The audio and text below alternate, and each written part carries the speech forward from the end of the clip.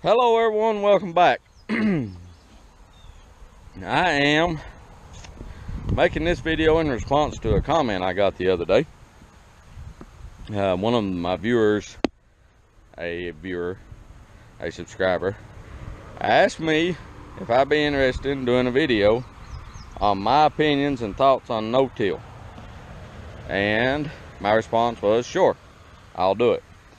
And so we're going to talk a little bit about my opinion. Now, this is my opinion. This is not fact. This is not, this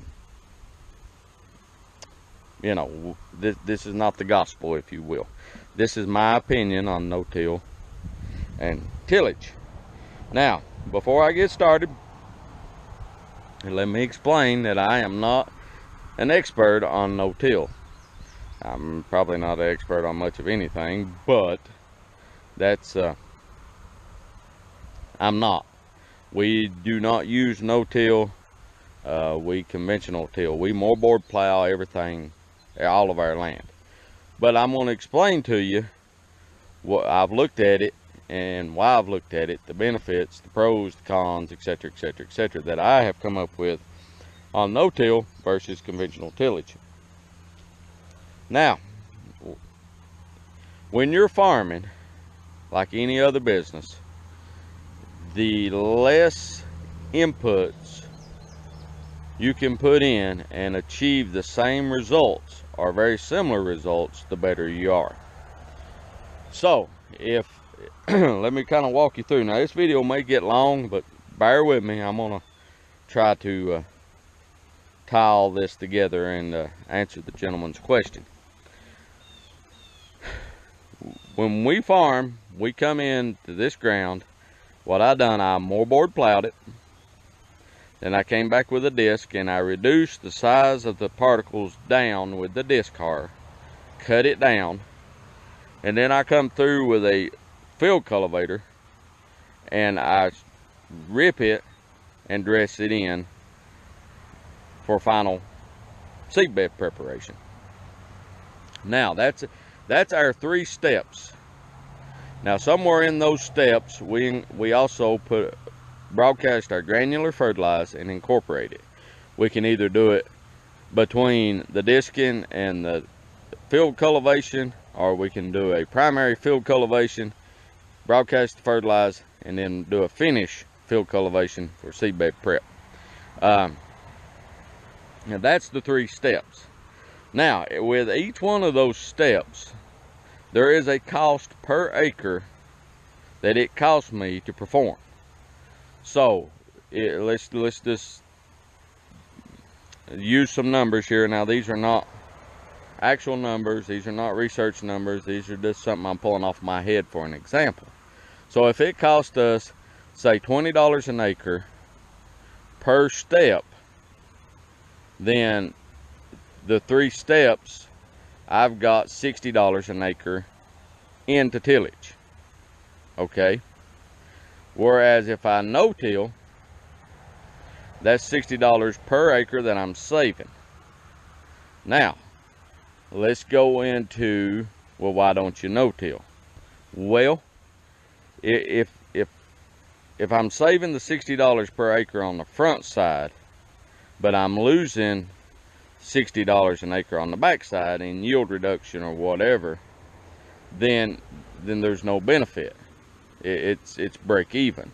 The benefit would be that I would have more freed up time to grow more acres. Now, that would be a benefit. So, you know, for the same input cost, I can produce gross. For the same input cost of 5 acres, I can produce 10 acres, which of course was going to increase my yield somewhat, which at the end of the day, hopefully will increase my profits. But there's other reasons why I don't no-till, and I'm going to talk about that. When you're farming, if you're row cropping or anything else, the number 1 factor in how you do it is your soil. Your soil conditions determine what methods work best for your operation. Now, if you have a soil that's a loose, sandy, that does not compact or whatever, no-tilling may be a very, very good option for you. If you are set up for no tillage, in other words, if you have some way of planting, fertilizing, etc., etc., etc., etc., then no-till may be the way to go. In my soils that are so compactable, and the amount of rainfall we get, I have played with no-till very limited, with disastrous results every time. And I'll explain to you why.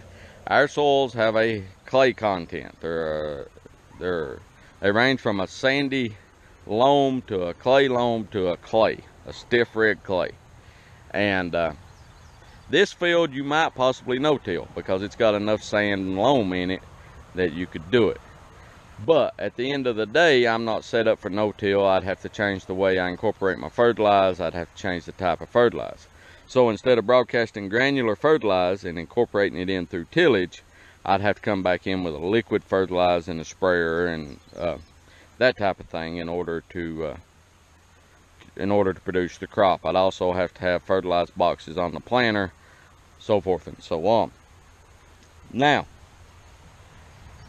and I'm talking corn primarily is the conversation I'm having. But so if I no-till this and I save $60 an acre, but at the end of the day my yields are reduced to where I lose $500 an acre on yields, well, that's a net loss of $440 an acre. Yeah, I save time and stuff, but at the end of the day, it's a net. I got to look at the whole picture. I've got to look at all the input cost and the returns on those inputs in order for me to stay in business. That's what way I've got to look at it. Now, there are parts of the country where no-till works very, very good. There are guys around here that no-till silage corn.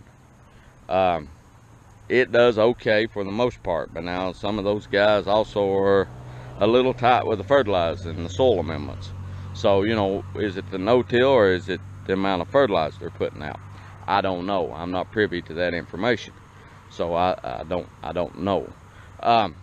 Now, with that being said, they are extremes in anything. There is a complete no-till where you don't till the ground at all.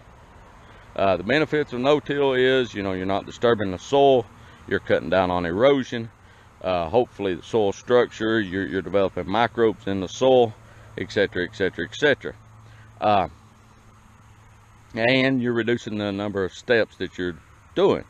You know, if I'm growing 1,000 acres and I can save, and once again, this is just a number off the top of my head, $60 an acre, well, you know, that's a huge savings. But, you know, I'm growing 20 acres and, you know, I'm set up for tillage and my soils determine it. Always listen to your soils and learn what they like.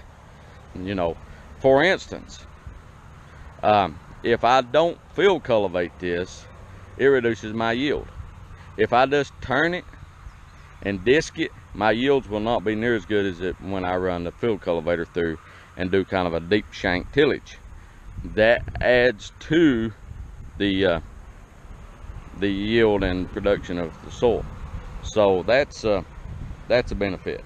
But you know, at the end of the day, my thoughts on tillage, of course, this method using the plastic and the plastic culture, of course, we have to till it. We have to do a complete tillage in order to put the plastic down. Now, like I said, there are extremes. You have no-till, and then you kind of on the other extreme have the way I do it. You do a multi-step tillage, starting with a moldboard plowing. There are strip tillage. There is limited tillage. So strip tillage, I could come through here and field cultivate it, or not strip tillage, but limited tillage, I could come through here and just field cultivate it. Just take and break that soil up, bust up that hard pan, loosen the soil up, come back in, seed into it, use a herbicide for weed control, and we'll probably get pretty decent results that way. Matter of fact, I've done pumpkins that way. The pumpkins we planted this year, they have one-step tillage. Well, actually kind of two. I went through with a disc harrow and chopped the ground up, primarily for weeds. Just ran over it. Went back through with a middle buster, or what we call a potato plow. Laid off our furrows, dropped the seed in, covered them, and went back with a herbicide. That reduces the tillage. What kind of yield we'll get out of them, we'll see. But I was kind of had my back to the wall on that deal, and you know, was the options I was given. But anyhow, and that was a stiff clay ground that probably really needed to be more board plowed. So if you're on the hillside and you're working on a piece of ground and you don't want to do more board plowing and full tillage to reduce the erosions, there's always strip tillage. You know, if you were planting squash in bare ground like we planted the winter squash on a hillside, I could have went through there and basically tilled enough room to plant the seed, planted them, and left the row middles undisturbed. And then of course either used a herbicide or something like that to burn them down. But we didn't. We done a full moorboard tillage. So I guess my thoughts on no-till is, and I hope this answers the gentleman's question. If it doesn't, please let me know and I'll make another attempt at this. My thoughts on no tillage, or any type of tillage that you do, the soil conditions and the soil type that you have should determine, or will determine, what kind of tillage you need to do. Remember, if you can, the end goal is to produce the product at the end of the day. You know, how much of and what quality and etc, that you want to produce at the end of the day. Start with that in mind and kind of work backwards. Now if you spend, you know, within reason, you got to take your licks where you can, but you know, you can't spend $500 an acre on tillage and only produce a $400 an acre crop, of course. You know, so you gotta weigh it out. But at the end of the day, your soil conditions are going to determine what kind of tillage method you need to use, and you know, and the setup of your operation. If you are set up for no-till, you might be able to fudge the soil conditions a little bit that are less than ideal for no-till, but go ahead and do it anyhow. Save the money up front, lose some of the yield on the backside, and still be okay at the end of the day. If you're set up for conventional tillage, your soil conditions are not suitable for no-till, then you're probably going to be like me and have disastrous results if you try it. And vice versa. If your soils are real good for no-till and you're doing tillage, you know, conventional tillage, you might want to look the other way around. But that's just my thoughts on no-till. Basically, any farming, any crop, you learn to read your soils. Your soil will determine what you need to do. That's your most valuable resource. You need to do what it likes, basically. You need to find the sweet spot and the sweet methods and techniques for that soil and use it in order to produce good results in farming. And if you do that, you know, you'll probably be pretty successful. On the flip side of that, if you try to fight your soils and soil types and soil conditions, and you know, if you go into farming with I'm going to do a certain method, and your soil and environmental conditions are not conducive to that method, it's going to be a struggle. I'm not saying you can't do it, but it's going to be a struggle. You know, you kind of got to go with the flow on your soil conditions and your environment, for that matter. And you know, that goes with, if you're doing, that goes from your tillage to the crops that you grow to the method that you grow it, whether you're growing an organic vegetable production or a conventional vegetable production. You know, if you live in an area that's prone to diseases and insects, it's going to be more difficult to do an organic than a conventional. if you live in an area that has very little disease and insect pressure, it's going to be a lot easier to do an organic type production. You know, so you got to be flexible, and you got to go with work with what you have. So I hope this kind of answers your question. I hope. No-till, I know, works great in certain areas, and some people, large farmers, they enjoy doing it. That's the preferred method. I have seen studies. I think it was Kansas State. I'm not 100% sure. I believe it was K-State that, or Iowa, or one of the land-grant university systems has a study out, yield response to moldboard plowing. At the end of the day, most of the studies, most of the information out there, and from my experience, there is no crop, nothing you can do to ground that you will get the crop response that you will from tillage. But they are a lot of farms and farming operations that have no-tilled for years and years and done very well with it. So I hope that answers your question.